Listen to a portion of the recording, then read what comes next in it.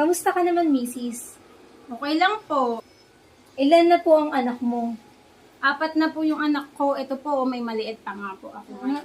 4. Lahat ba sila nag-aaral?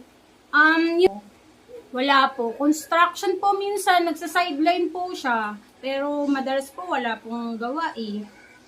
Ang hirap. Kamusta po kayo? Okay lang po, ma'am. Magkano po sahod ni Mister? Ay, naku po, sumasahod po siya minsan 20K. Isang linggo pa lang po yun. Hindi pa po kasama yung sahod ko doon.